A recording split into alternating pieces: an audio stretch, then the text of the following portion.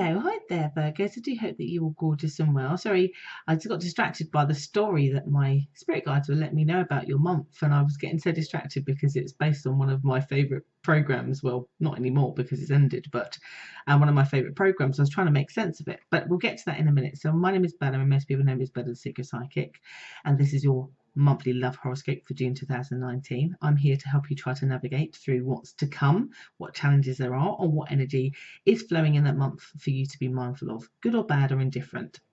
So there's a couple of things, because it does feel like a couple of things. I could take this imagery two ways, because they're trying to say that your life is like an episode of the Game of Thrones. Now, if you don't know anything about the Game of Thrones, it is about, I guess if you wanted to break it down, it's about the struggle with power and who claims it and who takes it basically overall, but how people do it in quite ruthless or dramatic ways, but also that sometimes you can't always see the outcome as you would expect. So in your circumstances, you might see that perhaps the other person romantically to you is taking the path one way, and then they could suddenly turn it in a different direction, or that you might think that that person has the power, but then suddenly you can grab that power. And there is something about the flow of this month for you Virgos where that very much applies. And then the weirdest kind of image they give me is like you as this king or this queen, and you might have ordered somebody to die by stoning or die by 10 swords, let's say, and then just as you've made that order, or maybe that has been carried out, you then make the order to remove the stones that have been placed on them or the swords that are in their back.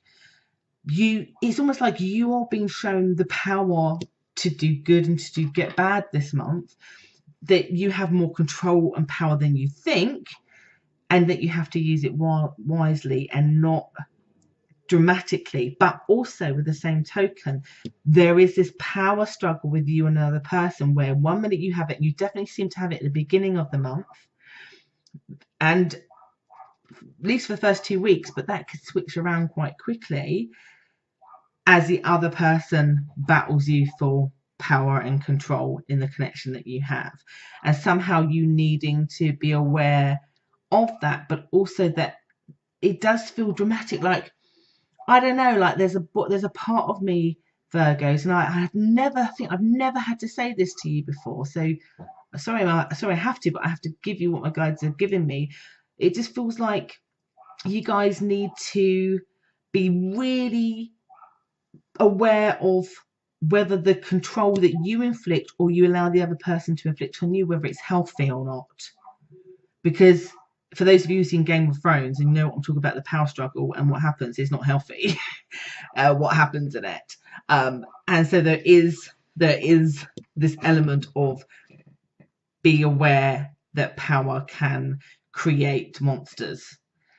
And just sorry to use another movie, but as Spider-Man would say, with power comes great responsibility, and you in particular this month seem to need to wield that quite well.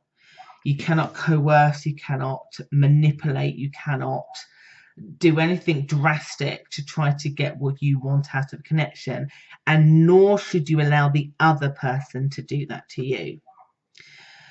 There is a dance that seems to be going on this month for you guys that is important that you pay attention to, and that can happen quite quickly. You seem to have it in the first couple of weeks, second couple of weeks, they then seem to have it. So how do we change that? So when you have the power, is to perhaps use it responsibly, wisely, and maybe minimize how much you actually need to use it. Just because you have the power doesn't mean you actually have to use it. Actually, sometimes grace and power can come from you doing less, by allowing the relationship to flourish and flow in the way that you would hope it should do, in a very balanced way. Like, i.e., you don't have to control out of fear. You don't have to do or say something out of fear. You just need to allow it to happen. When the other person tries to take control, is to not take the bait, is to be indifferent, is to not engage with the tactics, particularly if it is unhelpful. And you don't have to do that in an argumentative or destructive way, but just by standing to one side, to again maybe lead by example, but less is more, definitely. Because the more you reward somebody for that behavior or give in to their manipulations, it only feeds into quite a toxic cycle of a relationship, which you don't want. It feels like the reason this has happened is because the other person in your life has been suffering with some low energy, self-worth, depression, post-traumatic stress, alcoholism, drug addict, whatever this is, that was quite deep for them, that actually maybe there's a codependency going on here, that perhaps you've had to put in some work that has made you feel like you need to take control just to keep them in line. But it seems to be going out of control this month, or there's a possibility of it going out of control this month. And my guide's wanting you to avoid that. Third week, that your significant other, whether they're new or old, seems to have a pretty much low point. That's why they want to seem to take over the control. Because they have a low point, maybe embracing and acknowledging that they're having a low time might stop them also from trying to go into this control, where they're trying to control themselves and the energies. May help you better also as well, to not let it get out of hand. And also something to distract them with other things that are not necessarily maybe to do with the relationship. So giving them tasks that are set, that build a sense of confidence with them, but are outside of your relationship.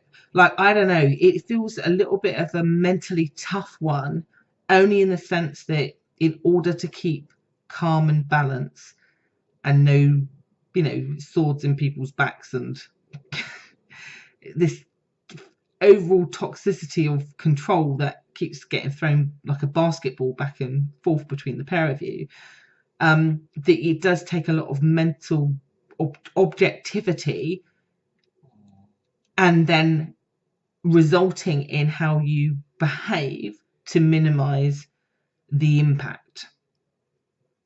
Ignoring that would mean that you will have a harder time this month in connections than you need to.